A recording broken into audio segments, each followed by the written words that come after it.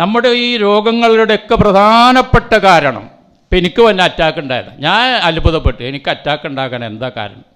അധമമായ ചിന്തയാണ്. ഡോക്ടറിനോട് പറഞ്ഞു, ആവശ്യമില്ലാത്ത കാര്യം ചെറുപ്പത്തിൽ ചിന്തിച്ച് പ്രത്യേകമായ ഹോർമോണുകൾ നിങ്ങളുടെ ശരീരത്തിൽ ഉൽപ്പാദിപ്പിക്കപ്പെട്ടതാണ് കാരണം. അവ തമ്മിലുള്ള സംഘട്ടനമാണ്. കൊളസ്ട്രോളില്ല, ഷുഗറില്ല, പ്രഷറില്ല. അതുകൊണ്ട് എനിക്ക് ഈ അസുഖം വരാൻ കാരണം എന്താണെന്ന് അറിയാൻ വേണ്ടി പ്രത്യേക അപ്പോയിൻമെൻ്റ് എടുത്ത് ഡോക്ടറെ ചെന്ന് കണ്ടപ്പോൾ പറഞ്ഞു, 12 മുതൽ 19 വയസ്സ് വരെ നിങ്ങൾ ആവശ്യമില്ലാതെ ഏറ്റെടുത്ത അനാവശ്യമായ ഭാരമാണ്. അത് നിങ്ങളുടെ ഹോർമോണുകളിൽ ചേഞ്ച് വരുത്തിയിട്ടുണ്ട്. അതുകൊണ്ടാണ് രോഗം ഉണ്ടായത്. അപ്പോൾ അതൊക്കെ വിടുക, അങ്ങനത്തെ ചിന്തകളൊക്കെ വിടുക. മനസ്സിനെ വളരെ ഫ്രീ ആക്കുക. പടച്ചവനിലേക്ക് സമ്പൂർണ്ണമായിട്ട് ലയിക്കാൻ നമുക്ക് പറയാൻ പറ്റില്ല. കാരണം നമ്മൾ അല്ലാഹുവിന് ലയിക്കണ പരിപാടില്ല. അത് തരീക്കത്തേർക്കുള്ളത്. അവർ ലയിക്കും. അതിനാ കശ്ഫിൻ്റെ ഹാല് എന്ന് പറയാം. നിങ്ങൾ കേട്ടിട്ടുണ്ടാവും, ജദുബിൻ്റെ ഹാലുണ്ട്. ഞങ്ങളുടെ നാട്ടിലൊരു പ്രയോഗമുണ്ട്, ജതുബളകയ്ക്കാണ്. വാപ്പാക്ക് ജതുബളകയ്ക്കാണ്, ചെക്ക അങ്ങോട്ട് പോകണ്ടെന്നറിയും. ഞാൻ ചെക്ക എന്ന് പറഞ്ഞത് പാലക്കാടൻ ഭാഷയാണ്, ഇവിടെ അറിയാമെന്നറിയില്ല. ജതുബളക എന്നറിയും. അപ്പോൾ ആ ജതുബും കശിഫുക്കെ ഹാല് അത് ഞമ്മക്കില്ല, ലയിക്കൂല. ഈ ക്രിസ്ത്യാനികളായ ആളുകളൊക്കെ എന്തിനാ പ്രവർത്തിക്കുന്നത്? ദൈവത്തിൽ ലയിക്കാൻ, ദൈവത്തിൽ ലയിക്കാൻ. അവർ നമ്മളെ കളിയാക്കുക. ഓ, നിങ്ങൾക്ക് സ്വർഗത്തിന് വേണ്ടി, സ്വർഗത്തിൽ കണ്ണുണ്ട്, പെണ്ണുണ്ട്, നമ്മളെ കളിയാക്കുകയാണ്. നമ്മൾ പറയണുണ്ടടാ, ഞങ്ങൾ അതിനു വേണ്ടി, അതല്ലേ ഞങ്ങൾ ഇവിടുന്ന് കള്ളുടിക്കാത്തത്. നിങ്ങൾക്ക് കള്ളിൻ്റെ മണം അറിയില്ല, നിറം അറിയില്ല, രുചി അറിയില്ല, പേരറിയില്ല. ആകെ അറിയാം ഒരു MDMA ആണ്. അതൊരു ഒരു വിദ്യാഭ്യാസ കോഴ്സിൻ്റെ പേരായ കാരണം ഞങ്ങൾക്ക് മനസ്സിലായതാ. വേറെ ഒന്നിൻ്റെ പേരും അറിയില്ല. ഇപ്പം മാഹി കൂടെ നമ്മൾ പോകുമ്പോൾ നിറച്ച് കള്ള് ചാപ്പ. എന്ത് കള്ളാ നമ്മൾ ചോദിക്കുക? ഒന്നും അറിയില്ല. എന്തുകൊണ്ടറിയില്ല? ഞങ്ങൾക്ക് കള്ള് അവിടെ കിട്ടണം, അതുകൊണ്ട് ഞങ്ങളത് കുടിക്കൂല. ഞങ്ങൾക്ക് അതേപോലെ തന്നെ ഇണകൾ വേണം, അതവിടെ കിട്ടണം. ഈ പെണ്ണുങ്ങൾക്കൊരു വിചാരമുണ്ട്, പരലോകത്ത് ചെന്ന ആണുങ്ങൾക്ക് നല്ല ഹൂറുൽ ഐങ്ങൾ, പെണ്ണുങ്ങൾക്ക് ഇതില്ലേ. ഖുർആനിൽ സഹോദരിമാരെ പുല്ലിംഗമായിട്ട് ഉപയോഗിച്ചിട്ടുള്ളൂ. അത് ഖുർആനിൻ്റെ ഭാഷാ സാഹിത്യമാണ്. അത് വിചാരിച്ച് പെണ്ണുങ്ങൾക്കില്ല. ഒരു സ്ത്രീ ആഗ്രഹിക്കുന്ന ശരീരഘടന, ഒരു പുരുഷൻ്റെ ശരീരഘടന എങ്ങനെയായിരിക്കണോ അങ്ങനെയുള്ള പുരുഷന്മാർ സ്ത്രീകൾക്ക് അവിടെ ഉണ്ട്. ഞാൻ സാന്ദർഭികമായിട്ടുണർത്ത ഒറ്റ പെണ്ണ് നിരാശപ്പെടണ്ടെന്നർത്ഥം.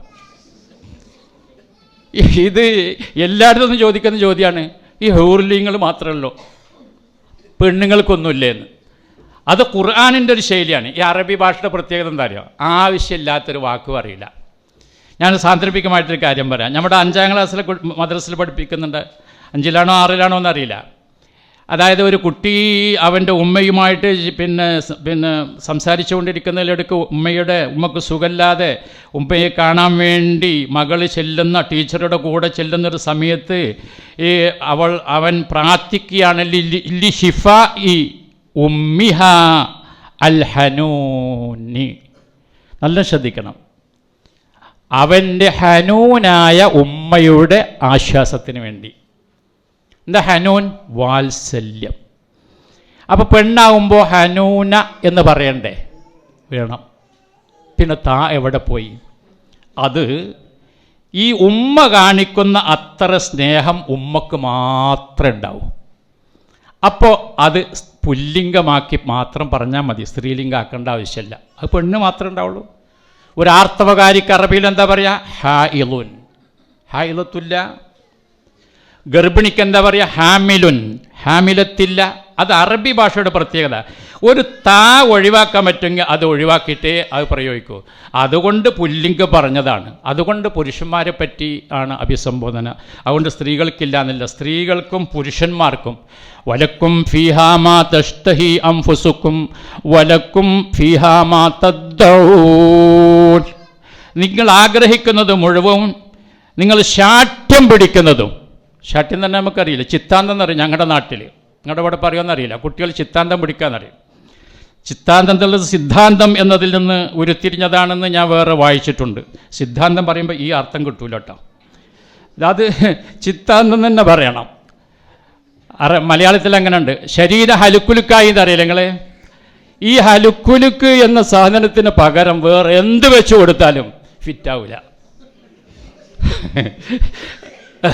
അതങ്ങനെ തന്നെ പറയണം. അതേപോലെ തന്നെ അറബി ഭാഷയിലും അങ്ങനെയുണ്ട്. അപ്പോൾ അതുകൊണ്ടാണ് അവിടെ പറയാത്തത്. അപ്പോൾ സ്ത്രീക്കും പുരുഷനും ആനന്ദലഹരിയിൽ നമ്മുടെ ആത്മാവിൻ്റെ സായുജ്യം എന്ന് മലയാളത്തിൽ പറയും. സായുജ്യം എന്ന് പറയുന്നത് എന്താ പദത്തിൻ്റെ അർത്ഥം തന്നെ നിങ്ങൾക്ക്? പരിപൂർണമായ സംതൃപ്തി, ഇനി ഒന്നും വേണ്ടാന്ന്. ഇവിടെ സത്യസായിബാബാനെ കണ്ട് സായുജ്യം അടഞ്ഞുത്തരെ ലക്ഷക്കണക്കിന് ആളുകൾ. പൂജ അടഞ്ഞത് അല്ല, സായുജ്യമല്ല. അതേപോലെ അമൃതാനന്ദമയിനെ കണ്ടിട്ട് സായുജ്യം അടയുന്ന ആൾക്കാരുണ്ട്. ഞാൻ വളരെ വ്യക്തമായിട്ട് പറയുന്നു, പൂജ അടയും, പക്ഷേ സായുജ്യം അടയില്ല. സായുജ്യം അടയണമെങ്കിൽ സ്വർഗത്തിലെത്തണം. അള്ള ചോദിക്കും, ഇനി എന്തെങ്കിലും വേണമെന്ന്.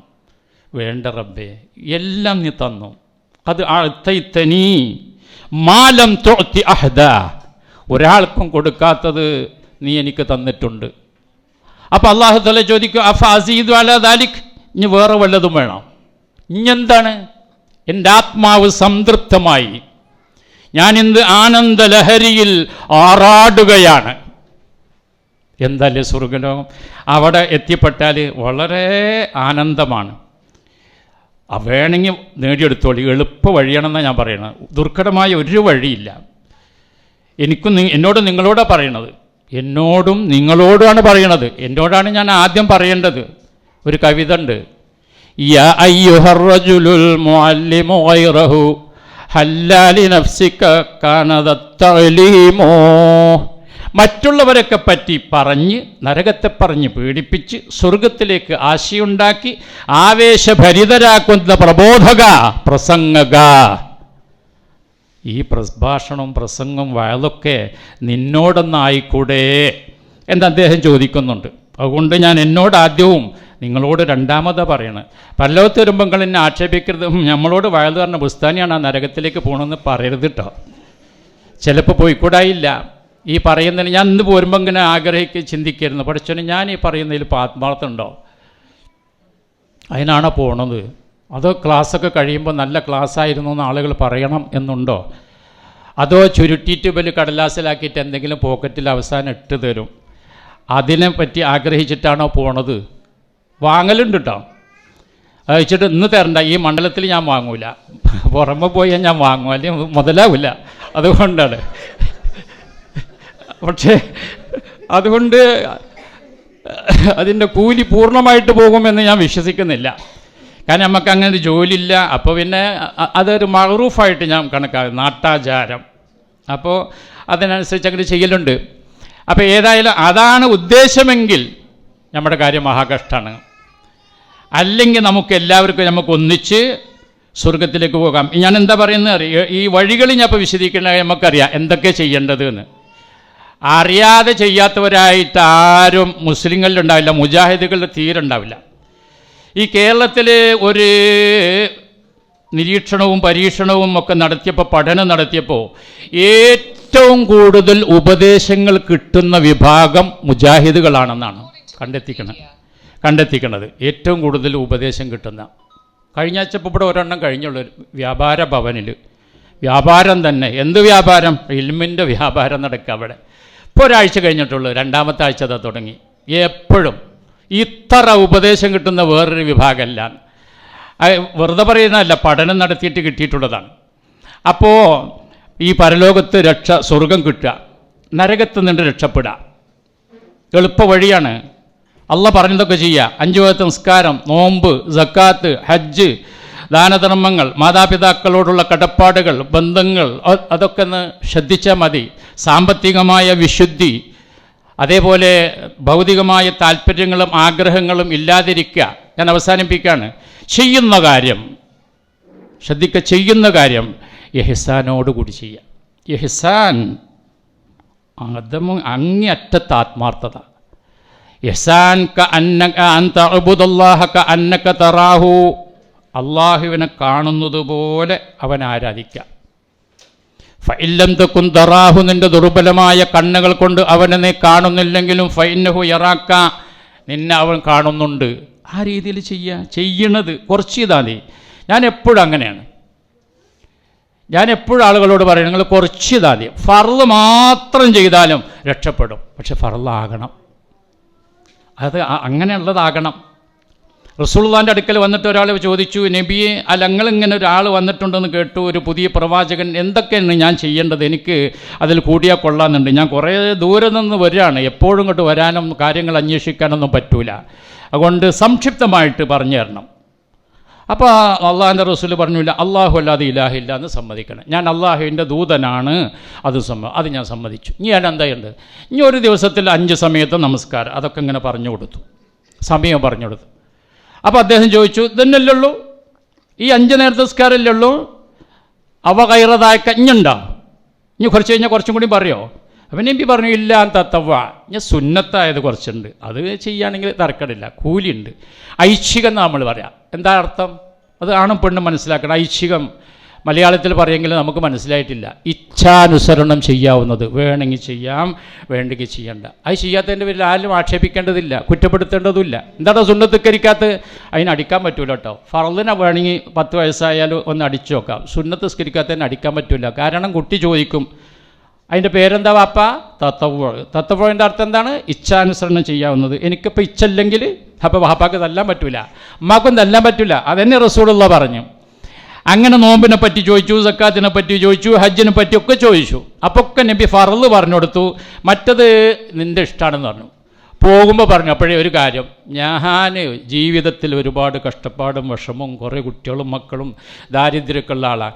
അങ്ങ് പറഞ്ഞാൽ നിർബന്ധ കാര്യമുണ്ടല്ലോ, അത് ചെയ്യാൻ നോക്കാം, മറ്റതൊന്നും ഞാൻ ചെയ്യൂല. അയാളങ്ങനെ പോകുമ്പോൾ എന്താ റസൂലുള്ള പറഞ്ഞ്, സ്വർഗത്തിൽ പ്രവേശിക്കുന്ന ഒരു മനുഷ്യനെ കാണണം നിങ്ങൾക്ക്. സഹാബികൾ പറഞ്ഞു, ഖാലു ബലാ യാ റസൂലുള്ള, കാണണം നബി. ആ പോണ് ഫർള് മാത്രം. പക്ഷേ അതിൻ്റെ പ്രത്യേകത എന്താ അറിയോ? അതൊരു നമ്മുടെ ഭാഷയിൽ പറഞ്ഞാൽ ഒരൊന്നൊന്നര ഫർളാകും. നമ്മുടെ ഫർളിൽ അത്ര വിചാരങ്ങളുണ്ടാവില്ല. ഖദ് അഫ്ലഹൽ മുഅ്മിനൂൻ അല്ലദീനഹും ഫീ സ്വലാത്തിഹിം ഖാശിഊൻ. നമസ്കരിക്കുന്ന ആളുകൾ വിജയിച്ചിരിക്കുന്നു, നമസ്കാരത്തിൽ ഭയഭക്തിയുള്ള. ചരിത്രത്തിൽ പറയാണ്, റസൂലുള്ളാഹിൻ്റെ പള്ളിയിൽ, മദീനത്തെ പള്ളിയിൽ എത്ര ആൾ ജമാഅത്ത് നമസ്കാരത്തിന് പങ്കെടുത്തു എന്ന് നിസ്കാരം കഴിഞ്ഞിട്ട് ആ പള്ളിയിലൂടെ നടക്കുന്ന ആൾക്ക് കണ്ടെത്താൻ പറ്റുന്നു. എങ്ങനെയാണത്? സുജൂദ് ചെയ്തപ്പോൾ ഓരോ നമസ്കരിക്കുന്നവൻ്റെ കണ്ണിൽ നിന്നും കണ്ണുനീരൂറ്റിയിട്ടുണ്ട്. ആ നനവ് അവിടെയുണ്ട്. മണലിൻ്റെ പള്ളിയാണ്, സിമൻറ്റും മാർബിളൊന്നുമില്ല. അത്ര ഭക്തിപൂർവമായിരുന്നു. അങ്ങനെ ആക്കിയെടുക്കാൻ നമുക്ക് കഴിയും എന്നല്ല ഞാൻ പറയുന്നത്. അങ്ങനെയാണെങ്കിൽ ഫർളായാലും നമുക്ക് രക്ഷപ്പെടാൻ പറ്റും. അത് വിചാരിച്ച് ഉണ്ടാക്കി കരയരുത് കേട്ടോ, ഒരു കാര്യമില്ല. ഈ അടുത്ത കാലത്ത് വന്നിട്ടുള്ളൊരു ചിന്താഗതിയാണത്. ഉണ്ടാക്കി കരഞ്ഞിട്ട് കാര്യമില്ല, അതൊക്കെ സ്വയം വരേണ്ടതാണ്. ഞാനൊക്കെ എൻ്റെ നിസ്കാരത്തെ പറ്റി അങ്ങനെ ചിന്തിച്ചിട്ടുണ്ട്. ഏതെങ്കിലും ഒന്നൊക്കെ സ്വീകരിച്ചെങ്കിലായി അതേ പറയാൻ പറ്റുള്ളൂ. പല ജാതി ചിന്തകളും വേണ്ടത്ര ഭക്തിയില്ലായ്മയും ശ്രദ്ധയില്ലായ്മയും സ്വാഭാവികമാണ്. പിന്നെ ഈ ചെല്ലുന്ന ദിക്റുകളുടെ അർത്ഥം കൂടി അറിയാത്ത ആളുകൾ എങ്ങനെയായിരിക്കും അവരുടെ ചിന്ത? ഞാൻ ഇവിടെ പ്രസ്ഥാനത്തിൻ്റെ നേതാക്കന്മാരുണ്ട്, ഞാൻ ഇവരോടൊക്കെ പറയുകയാണ്, ഈ അടിസ്ഥാന കാര്യമുണ്ടല്ലോ നമ്മുടെ സമൂഹത്തിനൊന്ന് പഠിപ്പിച്ചു കൊടുക്കുന്നത് വളരെ നല്ലതാട്ടോ. അവിടെ നിങ്ങൾ ദേഷ്യപ്പെടരുത്. അടിസ്ഥാന കാര്യം അറിയില്ല. എൻ്റെ മകളെ നിനക്ക് ഞാൻ വിവാഹം ചെയ്തു തന്നു എന്ന് പറയാൻ കഴിയുന്ന ഒരൊറ്റ മുജാഹിദില്ല. അപ്പോൾ എന്തോ ഒരു കഷ്ടമാണ്. നേരം വെളുത്ത വൈകുന്നേരം വരെ അവൻ കടയിലിരുന്ന് സമൃദ്ധമായിട്ട് സംസാരിക്കും. അത് വേറൊരാൾ പറഞ്ഞു കൊടുക്കണം. അത് സ്വീകരിച്ചു എന്ന് വേറൊരാൾ പറഞ്ഞു കൊടുക്കണം. എന്തൊരു ഇടങ്ങറ. ഞാൻ എപ്പോഴും വിചാരിക്കും, എല്ലാ നിക്കാഹിൻ്റെ കുത്തുബയിലും പറയും മൂന്നാമതൊരാളുടെ ആവശ്യമില്ല, പുരോഹിതൻ്റെ ആവശ്യമില്ല. പുരോഹിതാണ് പറഞ്ഞു കൊടുത്തത്. ഞാൻ ചില നിക്കാഹിന് ഞാൻ പോകുമ്പോൾ ഞാൻ ചോദിക്കലുണ്ട്, ഞാൻ പറഞ്ഞു തരണം. നമ്മുടെ കൊടുങ്ങല്ലൂർ നമ്മുടെ ഒരു പ്രവർത്തകനുണ്ടായിരുന്നു, ജലീൽ എന്നായുള്ള പേര്. സുന്നി മഹല്ല് അനുസരിച്ചാണ് അവിടെ കുത്തുബ നടത്തുന്നത്. അങ്ങനെ അവിടെ നടക്കുള്ളൂ. അതൊരു പേരുകെട്ട സുന്നി മഹല്ലാണ്. അപ്പോൾ അവിടെ ഫസ്റ്റിൽ തന്നെ എൻ്റെ മകൾ എന്ന് പറഞ്ഞു മൊയ്ലിയർ. അപ്പം പറഞ്ഞു, നിങ്ങളുടെ മകളല്ല, ഇയാളുടെ മകളാണ്. അങ്ങനെ പ്രശ്നം ഉണ്ടാക്കി. വിപ്ലവകാരിയായ മുജാഹിദാണ്. കാരണമുണ്ട്, 6 അടി 2 ഇഞ്ച് നീളമുണ്ട്. എഴുന്നേറ്റുന്ന മൊയ്ലിയർ അവിടെ ഇരിക്കും. അപ്പോൾ അതുപോലെയുള്ള അടിസ്ഥാന കാര്യങ്ങൾ നമസ്കാരത്തിലെ പ്രാർത്ഥനകളുടെയൊക്കെ അർത്ഥം അതൊക്കെ ഒന്ന് നമ്മുടെ മുഴുവൻ ആളുകൾക്കും പഠിപ്പിച്ചിട്ടില്ലെങ്കിൽ നിസ്കരിക്കുമ്പോൾ ശ്രദ്ധ പോകുന്നതിന് അവരെ കുറ്റം പറഞ്ഞിട്ട് കാര്യം ഉണ്ടാവില്ല. അവരുടെയൊക്കെ പാട് ഉത്തരവാദിത്തം ഏറ്റെടുത്ത നമ്മളിവിടെ ഉണ്ടല്ലോ. ലോകം അവിടെ കിടക്കട്ടെ, നമ്മുടെ ആൾക്കാരെ നന്നാക്കി എടുക്കണം. അപ്പോൾ നമസ്കാരത്തിൻ്റെ അർത്ഥം, ആ ദിക്റുകളുടെയൊക്കെ അർത്ഥം എന്നോടിപ്പോൾ ഈ അടുത്ത് പിന്നെ ചോദിച്ചു. നിലമ്പൂരിൽ നിന്നൊരു സുഹൃത്ത്, വളരെ ആത്മാർത്ഥമുള്ളൊരു സുഹൃത്താണ്, പൂർണ്ണമായ മുജാഹിദ് അല്ലെങ്കിലും നമ്മളോടൊക്കെ ഭയങ്കര ഇഷ്ടമാണ്. എന്നോട് വ്യക്തിപരമായിട്ട് ഇഷ്ടമാണ്. അയാളുടെ മക്കൾ നമ്മുടെ മദ്രസയിലാണ് പഠിച്ചത്. അതുകൊണ്ട് നമ്മൾ നമസ്കരിക്കുമ്പോൾ എന്താ ചിന്തിക്കേണ്ടത്? ഞാൻ പറഞ്ഞു, നമ്മൾ ചെല്ലുന്ന ദിക്റുകളുടെയും പ്രാർത്ഥനകളുടെയൊക്കെ അർത്ഥം അതറിയില്ലെങ്കിലോ അയാളുടെ ചോദ്യമാണ്. അപ്പം എന്നിട്ട് എന്നോട് എഴുതി കൊടുക്കാൻ പറഞ്ഞു. അപ്പം ഞാൻ മുമ്പ് ഒരാൾ പറഞ്ഞിട്ട് എഴുതി ഉണ്ടാക്കിയിരുന്നൊരു സാധനമുണ്ട്. അതായത് നമസ്കാരത്തിൻ്റെ ആദ്യം അല്ലാഹു അക്ബർ മുതൽ അസ്സലാമു അലൈക്കും വരെ, നമ്മുടെ വിഷയം അതല്ല. അപ്പോൾ അതുവരെയുള്ള അർത്ഥം എഴുതിയത് കയ്യ കൊണ്ട് എഴുതിയതാണ്. അത് ഞാൻ അദ്ദേഹത്തിന് കൊടുത്തു. നല്ലൊരു മനുഷ്യനാണ്. അപ്പോൾ ഞാൻ പറയുന്നത്, അങ്ങനെ നമസ്കരിക്കുമ്പോൾ നമുക്ക് വേണ്ടത്ര ഭക്തി ഉണ്ടാവില്ല. അതേപോലെ ഒരുപാട് വീഴ്ചകൾ വന്നിട്ടുണ്ടാവും. അപ്പോൾ ആ വീഴ്ചകൾ പരിഹരിക്കാനാണ് നമ്മൾ സുന്നത്ത് കൂടി എടുക്കുന്നത്. സുന്നത്തിനെ പറ്റി ചോദ്യം ഉണ്ടാവില്ല. ഫറളുകളുടെ കുറവ് ഈ സുന്നത്ത് വെച്ച് നികത്താണ് ചെയ്യുന്നത്. നമ്മുടെ വിഷയം അതല്ല. അപ്പം അങ്ങനെയൊക്കെ നമുക്ക് പരലോകത്ത് രക്ഷപ്പെടാൻ പറ്റും. അപ്പോൾ കുറച്ച് കാര്യങ്ങളെ ചെയ്യാനുള്ളൂ.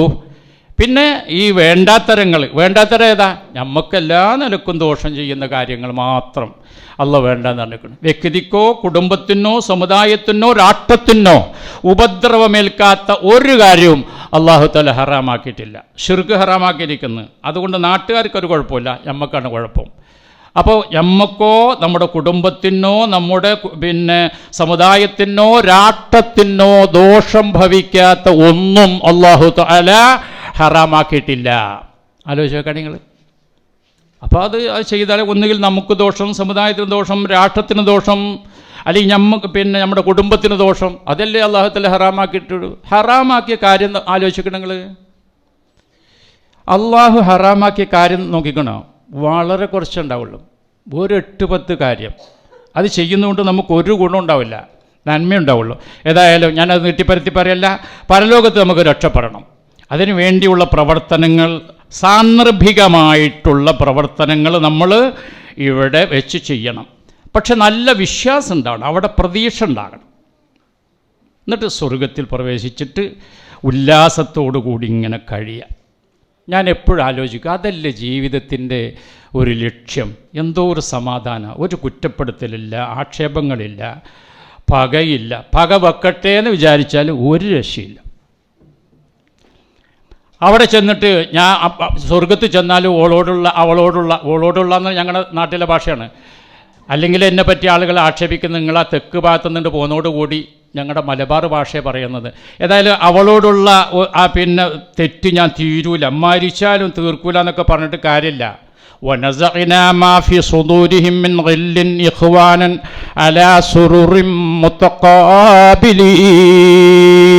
അവിടെ ഹൃദയത്തിൽ സ്വാഭാവികമായി ഉണ്ടാകാവുന്ന പക നാം ഊരിയെടുക്കുന്നതാണ്.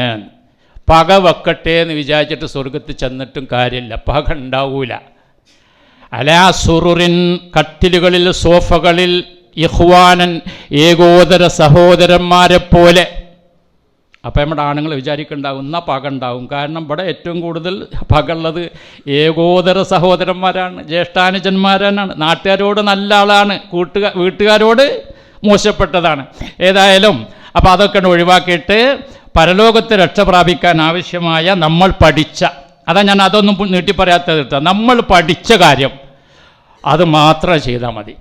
പിന്നെ പ്രാർത്ഥനയും, റബ്ബിനോട് പ്രാർത്ഥിക്കുക, സ്വർഗത്തിന് വേണ്ടി പ്രാർത്ഥിക്കുക. ഞാൻ അവസാനിപ്പിക്കാൻ, സ്വർഗം നിനക്കൊരു മസ്കനായി ലഭിച്ചെങ്കിലേ ഇവിടെന്തു ക്ലേശം സാരമില്ല നിന്നിലെ. ഒരു സുന്നി മുസ്ലിയാരുടെ ഒരു പാട്ട്, കവിതാ സമാഹാരമുണ്ട്, അൽ മവാഹിബുൽ ജലിയ. ഞാൻ പള്ളി ദർസ് പഠിക്കുന്ന കാലത്ത് ഞാൻ വാങ്ങിയതാണ്. അപ്പം അത് 12 വാല്യമുണ്ട്. ഞാൻ 3 വാല്യം വാങ്ങിച്ചതിൽ ഒന്നാമത്തെ വാല്യത്തിൽ മരണം സ്വർഗം എന്നൊരു അധ്യായമുണ്ട്. അത് തുടങ്ങുന്നത് തന്നെ എങ്ങനെ, സ്വർഗം നിനക്കൊരു മസ്കനായി ലഭിച്ചെങ്കിലേ ഇവിടെന്തു ക്ലേശം സാരമില്ല നിന്നിലേ. ഇവിടെ പല ക്ലേശം ഉണ്ടാവും. രോഗമുണ്ടാവും, പ്രയാസങ്ങളുണ്ടാവും. ഞാൻ പറയേണ്ടതിൻ്റെ ആവശ്യമില്ലല്ലോ, നമുക്കെല്ലാവർക്കും പ്രശ്നങ്ങളുണ്ട്, പ്രശ്നങ്ങളില്ലാത്ത ആരുമില്ല. പക്ഷെ സ്വർഗമാണ് നമ്മുടെ വീടെങ്കിൽ, അതാണ് നമ്മുടെ ഭവനമെങ്കിൽ, അതാണ് നമുക്ക് പ്രതിഫലമായിട്ട് പരലോകത്ത് കിട്ടുന്നതെങ്കിൽ, അത് നേടുവാനാവശ്യമായ വിശ്വാസങ്ങളും പ്രവർത്തനങ്ങളിലും നാം വ്യാപൃതമാവുകയും ജാഗ്രത പുലർത്തുകയും അത് നേടിയെടുക്കുകയും ചെയ്തിട്ടുണ്ടെങ്കിൽ ഇവിടെന്തു ക്ലേശം സാരമില്ല നിന്നിലേ. ജനമൊക്കെയും തൃണവൽഗണിച്ചാൽ തന്നെയും മനന്നൊന്തിരണ്ട തിബുറു തന്ന പിന്നെയും. ആൾക്കാരൊക്കെ നിന്നെ മോശാക്കി, നിന്നെ അവഗണിച്ച് പാർശ്വവൽക്കരിച്ചാലും ഒരു പേടിയും കഴിക്കണ്ട. നീ തന്നെയാണ് തിബുർ. തിബുർ തന്നെ പൊൻകട്ടി, സ്വർണത്തിൻ്റെ കട്ടി. അത് പറഞ്ഞിട്ട് നമ്മുടെ സഹോദരിമാർക്കൊരു മാറ്റമില്ല. കാരണം ഓൾക്ക് സ്വർണം എന്ന് പറഞ്ഞാൽ അതിനേക്കാൾ വലുതൊന്നുമില്ല. കുട്ടീനെ വിളിക്കുക എങ്ങനെ? മട പൊന്നു മോളേന. അങ്ങനെ മലയാളത്തിൽ വിളിച്ചാൽ അതിൻ്റെ അർത്ഥം എന്താ അറിയാം നിങ്ങൾക്ക്? പൊന്നിനാണ് പ്രാധാന്യം, കുട്ടി താഴെയാണ്. നിന്റെ മുഖം സൂര്യനെ പോലെ എന്ന് പറഞ്ഞാൽ ഏതിനാ തിളക്കം കൂടുതൽ? സൂര്യനാണ്. അതാ പൊന്നുമോളെ. അത്ര പൊന്നിനോട് താല്പര്യ പെണ്ണുങ്ങളോട് സ്വർഗത്തിൻ്റെ കാര്യം പറഞ്ഞിട്ട് അവർക്ക് യാതൊരു സന്തോഷവും ആവേശവും വരുന്നില്ല. എന്നാ ആവേശം വന്നോട്ടെ. സ്വർണ്ണ കട്ടിയാണത്. ആരൊക്കെ നിന്നെ ദരിദ്രനായി കണ്ടെങ്കിലും കോടീശ്വരൻ നീ തന്നെ എക്കാലത്തിലും. നീ എത്ര ദരിദ്രനായോ അപ്രശസ്തനായോ ആകട്ടെ, അള്ളാഹുവിൻ്റെ റസൂല് പറയാണ്, സ്വർഗത്തിൽ കിടക്കുന്ന ബഹുഭൂരിപക്ഷം ആളുകളും അപ്രശസ്തരായ ആളുകളാണ്. നബി അത് വിശദീകരിച്ചു. എത്രത്തോളം ഒരു യോഗത്തിൽ അത്തരക്കാരൊരു അഭിപ്രായം പറഞ്ഞാൽ ഒരു മനുഷ്യനത് പരിഗണിക്കില്ല.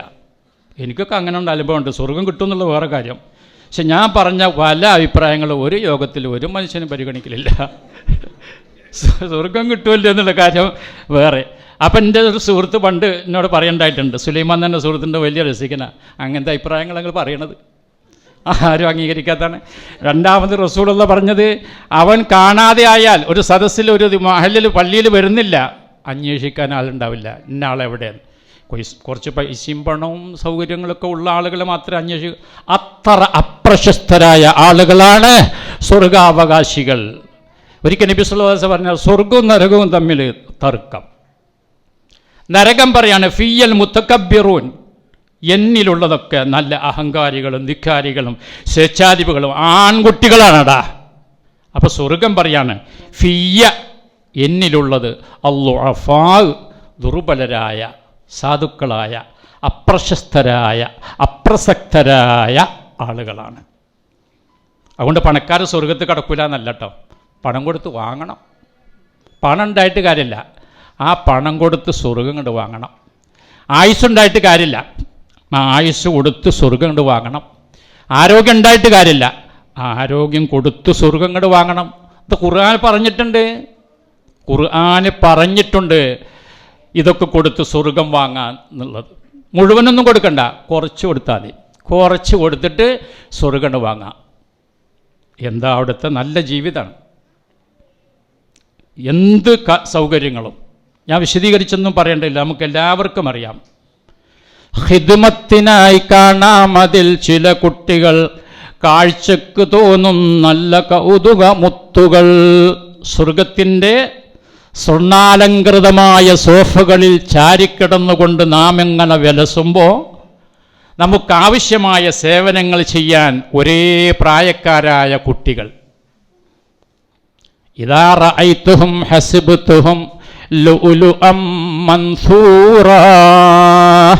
ആ കുട്ടികളെ നീ കണ്ടാൽ സ്വർഗത്തിൽ വിതറപ്പെട്ട മുത്തുകളാണോ എന്ന് തോന്നിപ്പോകും എന്ന് വിശുദ്ധ ഖുർആൻ. അതാണ് ഈ തഴവ മുഹമ്മദ് കുഞ്ഞി മൗലവി പറഞ്ഞു. ഖിദ്മത്തിനായി കാണാം അതിൽ ചില കുട്ടികൾ, കാഴ്ചക്ക് തോന്നും നല്ല കൗതുക മുത്തുകൾ. കാലപ്പഴക്കം കൊണ്ട് നീ നരക്കണ്ട, 33 കവിയണ്ട. 33 വയസ്സാണ് എന്നും അവിടുത്തെ പ്രായം. ഇത് ഹദീസിൽ വന്നതാ, വെറുതെ പറഞ്ഞതല്ല. എന്താണ് 33 കൊടുത്തത് എന്നറിയില്ല. ഇപ്പം ആണും പെണ്ണും ചിന്തിക്കുന്ന ഒരു 18 ആക്കി കൂടായിരുന്നോ? അത് ഈ ഐഹിക ലോകത്തെ ആയുസ്സുമായിട്ട് നമ്മൾ ബന്ധപ്പെടുത്തിയിട്ടാ. എന്നാ ഞാൻ പറയാം, പരലോകത്തിലെ 33, ഐഹിക ലോകത്ത് 17. അവിടെ നമ്മൾ ശാരീരികമായിട്ട് മാറ്റം, മാനസികമായിട്ട് മാറ്റം. ഈ മാനസികാവസ്ഥയിലല്ലോ അവിടെ ചെല്ലുമ്പോൾ. എന്നോട് മദ്രസയിൽ 3-ാം ക്ലാസ് പഠിക്കുന്ന ഒരു കുട്ടി ചോദിച്ചിട്ടുണ്ട്, ഉസ്താദെ സ്വർഗത്തിലെല്ലാം കിട്ടൂലേ? ആ കിട്ടും. അപ്പോൾ മോഹൻലാലിനെ കാണാൻ പറ്റുമോ? ചോദിച്ചതാണ്. അപ്പം എന്താ നമ്മൾ മറുപടി പറയാ? പക്ഷെ പരലോകത്ത് ചെന്നാൽ, ആത്മീയ ലോകത്തേക്ക് നമ്മൾ ചെന്നാൽ ആ ജാതി ചിന്ത ഉണ്ടാവില്ല. നമ്മുടെ ഭാര്യനെ പോലും നമ്മൾ ഓർക്കൂല. നമ്മുടെ അള്ളാഹുവിൻ്റെ ശത്രുക്കളായ ഒരാളെ നമ്മൾ ഓർക്കൂല. ഒരു പേടിയും പേടിക്കണ്ട. ഭാര്യനെയും ഭർത്താവിനെയും നോക്കുക, അവൻ ദൈവത്തിൻ്റെ അള്ളാഹുവിൻ്റെ ശത്രു, പോട്ടെ നരകത്തിൽ, അങ്ങനെ തോന്നുള്ളൂ. അവനും കൂടി ഇങ്ങോട്ട് വരട്ടെ എന്ന് ആഗ്രഹിക്കാം, ആഗ്രഹിക്കില്ല എന്നല്ല. പക്ഷേ അങ്ങനൊരു ചിന്ത, അധമമായ ചിന്ത ഉണ്ടാവില്ല, മോശപ്പെട്ട ചിന്ത ഉണ്ടാവില്ല. അപ്പോൾ അവിടെ ഒരേ പ്രായക്കാരായ കുട്ടികൾ, ആ കുട്ടികൾ ആരാണ്? ചില ഹദീസിൽ വന്നിട്ടുണ്ട്, ചെറുപ്പത്തിൽ നമ്മിൽ നിന്ന് വിട്ടുപിരിഞ്ഞ നമ്മുടെയൊക്കെ കുഞ്ഞുങ്ങളില്ലേ, അവരാണ്. ആ മാതാക്കൾ എന്ത് ഭാഗ്യവാന്മാരാണെന്നറിയോ? ആ പിതാക്കൾ എന്ത് ഭാഗ്യവാന്മാരാണെന്നറിയോ? അവിടെ പ്രത്യേകമായി സൃഷ്ടിക്കപ്പെട്ട കുട്ടികളുണ്ട്. പ്രായപൂർത്തിയാകുന്നതിന് മുമ്പ് ഇവിടെ നിന്ന് മരണപ്പെട്ടു പോയ നമ്മുടെ മക്കൾ. ചെറിയ കുട്ടികൾ മരിക്കുമ്പോൾ, മയ്യത്ത് നിസ്കരിക്കുമ്പോൾ എന്താ നമ്മൾ പറയുന്നത്? അല്ലാഹുമ്മ ജഅൽഹു ഫറതൻ ലി അബവൈഹി വസലഫൻ വദുഖ്റൻ വഇളതൻ വഇതിബാറൻ. ഞങ്ങൾക്ക് മുമ്പേ ഞങ്ങളെ സ്വീകരിക്കാൻ വേണ്ടി മുന്നിൽ നടന്നവരാക്കി ആ കുഞ്ഞുങ്ങളെ മാറ്റണമെന്ന്. നമ്മൾ വരുമ്പോൾ നമ്മളെ സ്വീകരിക്കാൻ, ആനയിക്കാൻ നമ്മളുടെ ചെറുപ്പത്തിൽ മരണപ്പെട്ടു പോയ കുഞ്ഞുങ്ങൾ അവിടെ ഉണ്ടാവും. അതുകൊണ്ടാണല്ലോ റസൂലുള്ളാഹിൻ്റെ കാലത്ത് ചെറിയ കുട്ടികളെന്ന് മരിച്ചാൽ, ആര് മരിച്ചാലും അവർക്ക് അതീവമായ ദുഃഖമില്ലല്ലോ. നമ്മുടെ പെണ്ണുങ്ങളൊക്കെ കേട്ടിട്ടില്ലേ, ഒരു കുട്ടി മരിച്ചിട്ട് ഭർത്താവിനോട് വിവരം മറച്ചു വെച്ച് ദാമ്പത്യ ജീവിതം നയിച്ച ഒരു സ്ത്രീയെപ്പറ്റി? ഉമ്മുദ്ദർദാ അല്ലേ, അബുദ്ദർദാവിൻ്റെ കുട്ടി രാവിലെ പോകുമ്പോൾ ക്ഷീണമാണ്, പനിയാണ്, പ്രയാസമാണ്, രോഗമാണ്. വൈകുന്നേരം വന്നപ്പോൾ ചോദിച്ചു, നമ്മുടെ കുട്ടി എങ്ങനെ? ഹുവ അസ്കനു, നിങ്ങൾ പോണേക്കാൾ സമാധാനത്തിലാണ്. അപ്പോൾ പിന്നെ നോക്കിയില്ല, കുട്ടീനെ ശ്രദ്ധിച്ചില്ല. രാത്രി സ്വാഭാവികമായ കുടുംബജീവിതം നയിച്ചതിന് ശേഷം ഭാര്യ ചോദിക്കാണ്, അല്ല ഒരു കാര്യം ചോദിച്ചാൽ? ആ ചോദിച്ചു. നമ്മുടെ കയ്യിൽ ആരെങ്കിലും എന്തെങ്കിലും ഒരു വസ്തു സൂക്ഷിക്കാൻ വേണ്ടി തന്നു, ആ ശരി, അത് അയാൾ അങ്ങോട്ട് തന്നെ തിരിച്ച് ചോദിച്ചാൽ കൊടുക്കുന്നതിനെ പറ്റി എന്താ അഭിപ്രായം? കൊടുക്കണ്ടേ? അപ്പോൾ കൊടുക്കണം. എന്നാൽ ഒരു കാര്യം ചെയ്യാം, നമ്മെ അല്ലാഹു തആല ഏൽപ്പിച്ചിരുന്ന, നമുക്ക് തന്നിരുന്ന നമ്മുടെ ഹൃദയത്തിൻ്റെ കഷ്ണമായ കുഞ്ഞ് നിങ്ങൾ വരുന്നതിന് മുമ്പ് മരണപ്പെട്ടിട്ടുണ്ട്, അവനെ പടച്ചവൻ തിരിച്ചെടുത്തിട്ടുണ്ട്. അത് പറയണമെങ്കിൽ അങ്ങേയറ്റത്തെ ഒരു ഈമാനികമായ ശക്തി വേണം. ആ കുട്ടി നാളെ സ്വർഗത്തിലേക്കുള്ളതാണ് എന്ന ബോധമുണ്ടാകണം. ഞാൻ നടന്നൊരു സംഭവം പറഞ്ഞ് ഞാൻ അവസാനിപ്പിക്കാം. ഈ നമ്മുടെ ബൂക്കിപ്പറമ്പിൽ ഒരു ബസ് അപകടം ഉണ്ടായി. അതിൽ കാസർഗോഡ് ഭാഗത്തുനിന്ന് ഒരു വിദ്യാർത്ഥി ഉണ്ടായിരുന്നു, കുട്ടി, കോളേജ് പഠിക്കുന്ന, പ്രിലിമിനറിക്ക് പഠിക്കുന്ന കുട്ടി. അവൻ മരണപ്പെട്ടിട്ടുണ്ടായിരുന്നു. അവൻ അവിടുത്തെ കോളേജ് ഇറക്കുന്നൊരു മാഗസിൻ, അതിലേക്ക് ലേഖനം ശേഖരിക്കാനും മറ്റുമായിട്ട് പുറത്തു പോയതാണ്. അവൻ ആ ബസ്സിൽപ്പെട്ട് മരിച്ചുപോയി.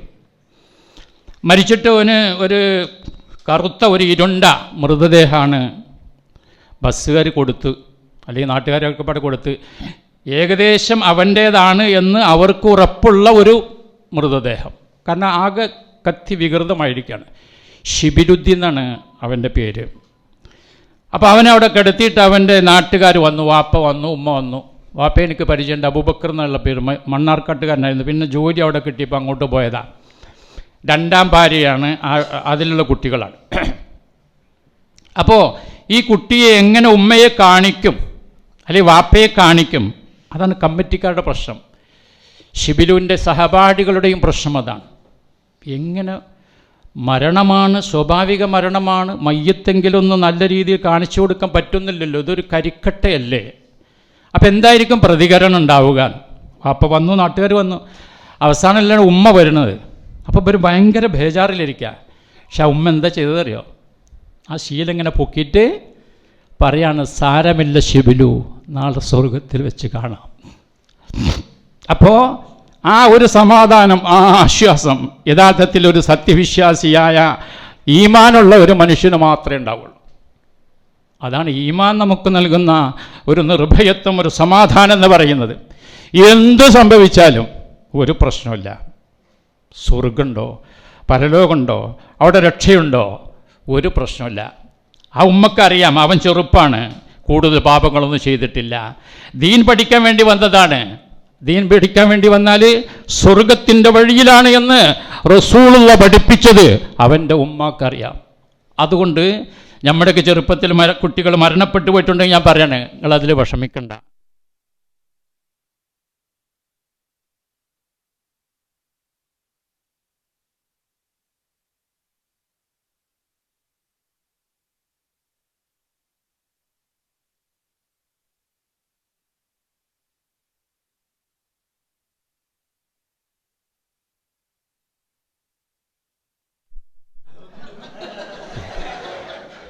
ഇതാണ് ഈ കറാമത്ത് എന്ന് പറയുന്നത്. എൻ്റെ കറാമത്തല്ല, അവിടെ ഇരിക്കുന്ന നിങ്ങളുടെ കറാമത്താണ്. അപ്പോൾ ഞാൻ പറയുന്നത് ആ ഒരു സമാധാനം ഉണ്ടല്ലോ, അത് നമുക്ക് കിട്ടുമെന്ന് നിങ്ങൾ ആലോചിച്ച് നോക്കണേ. നമ്മുടെ ഇപ്പം ഈ കാസർഗോഡ് ഇത് സംഭവിച്ചത് റസൂലുള്ളാഹിൻ്റെ കാലത്ത് ഉമ്മുദ്ദർദാവൊന്നും അല്ലല്ലോ. പക്ഷെ അങ്ങനെ ഒരു അനുഭവം നമുക്കുണ്ടാകുമോ, നമുക്ക് പറയാൻ കഴിയോ? ആ കഴിവ് നമ്മൾ ഈമാൻ കൊണ്ട് നേടിയെടുക്കണം. ഞാനെപ്പോഴും ഞാൻ എൻ്റെ ഭാര്യനോടൊക്കെ പറയും, ചെറുപ്പത്തിൽ കുട്ടികൾ മരിച്ച അവൾക്ക് വലിയ സഹതാപ. അപ്പം ഞാൻ പറയും നന്നായുള്ളൂ, മരിക്കട്ടെ. കാരണം എന്താ അറിയോ, നരകത്ത് പോകില്ലല്ലോ. ചെറുപ്പത്തിൽ മരിച്ച നരകത്ത് പോകില്ലല്ലോ, നേരെ സ്വർഗത്തിലേക്ക്. ഞാൻ മദ്രസയിലും കുട്ടികളോട് പറയുന്നുണ്ട്, അതുകൊണ്ട് പോയിട്ട് വെറുതെ കെട്ടി തൂങ്ങി ചാങ്കരുതിട്ടോ സ്വർഗത്ത് കിടക്കാൻ വേണ്ടിയിട്ട്. അങ്ങനെയൊക്കെ പിന്നെ ചിന്തിക്കുന്ന കുട്ടികളുണ്ട് ഇപ്പോൾ. എന്നാൽ തൂങ്ങി മരിക്കുക, എന്നാൽ സ്വർഗത്ത് കിടക്കുക, അത് പറ്റില്ല, അത് എന്നൊന്നും നരകത്തിലേക്ക് പോകും. അപ്പോൾ ഏതായാലും സ്വർഗം അങ്ങനെയുള്ളൊരു ലോകമാണ്. ഒരേ പ്രായം. ഈ അതൊക്കെ നീട്ടിപ്പരത്തി പറയേണ്ട ഈ ഒരേ പ്രായം എന്ന് പറഞ്ഞാൽ, ഇന്നത്തെ ഈ വിവാഹങ്ങൾ മുസ്ലിം സമുദായത്തിലെ പ്രത്യേകിച്ചും വിവാഹവുമായി ബന്ധപ്പെട്ട പ്രശ്നങ്ങളിൽ പ്രധാനപ്പെട്ടത് എന്താ? ഒരേ ക്ലാസ് പഠിക്കുന്ന കുട്ടികളാണ് ഇണകളും തുണകളും ആകാൻ ആഗ്രഹിക്കുന്നത്. അത് മനഃശാസ്ത്രമാണ്. പഴയ കാലത്ത് 10ഉം 15ഉം വയസ്സ് വ്യത്യാസത്തോടു കൂടിയാണ് വിവാഹം കഴിച്ചിരുന്നത്. അത് പ്രശ്നമാണ്. അതുകൊണ്ട് അത്രാബായിരിക്കണം, സമപ്രായക്കാരായിരിക്കണം, അതിനുവേണ്ടി വാദിക്കണം. എൻ്റെ അഭിപ്രായം അതാണ്. ഞാൻ 27 വയസ്സ് വ്യത്യാസമുള്ള പെണ്ണിനെയാണ് കെട്ടിക്കുന്നത്. പക്ഷേ അതൊരു സാഹചര്യം കാരണമാണ്, നിർബന്ധിതാവസ്ഥ കാരണമാണ്. അത് ഞാൻ നിങ്ങളോട് വിശദീകരിക്കുന്നില്ല, വ്യക്തിപരമായ കാരണമാണ്. അതേ സമയത്ത് വിവാഹം നടക്കേണ്ടത് അത്രാബ് തമ്മിലാണ്. ഖുർആൻ പറയുന്നത് അത്രാബാണ്. ആണിനും പെണ്ണിനും 33. ഇനി വാഹനം വേണോ? പറക്കുന്ന കാറടുത്തുണ്ട്, സ്ക്രൂ തിരിക്കണ്ട, നീ കരുതിയാൽ മതി, പാറുമേ പറയണ്ട. അയാൾ സുന്നിയാണെങ്കിലും നല്ല ആശയക്കാരനട്ടോ. ആൾ സുന്നിയാണെങ്കിലും ചില നല്ല തത്വങ്ങൾ പറഞ്ഞിട്ടുണ്ട്. പ്രാർത്ഥനയെപ്പറ്റി അദ്ദേഹം പറയാണ്, ആവശ്യമെന്തുണ്ടെങ്കിലും കുഴയണ്ട. പിന്നെന്താ പറഞ്ഞു? ഏറുവാടിക്ക് പോകാനാ? അല്ല, റബ്ബിൻ്റെ വാതിൽ മുട്ടണം, മടിക്കണ്ട, തുറക്കും ക്ഷണം അത് സോദരാ വിധിയുള്ളതാ, ഖുർആനിലായി നമ്മോട് പ്രഖ്യാപിച്ചതാ, അൽ ബഖറയിൽ നീ നോക്കിയാൽ കാണുന്നതാ, സൂറത്ത് മുഅ്മിനിലും പരസ്യം ചെയ്തതാ. അങ്ങനെ പോവുകയാണത്. അതിൻ്റെയൊക്കെ ഒരു ഗുണം എന്താ പറയുക? അത് ഈ സുന്നികളായ ആളുകളെ കേൾപ്പിക്കുമ്പോൾ അവരുടെ മനസ്സിലൊരു മാറ്റം ഉണ്ടാകും. അയാൾ സുന്നിയാണല്ലോ, എന്നിട്ട് ഇങ്ങനെയാണല്ലോ പറഞ്ഞത്.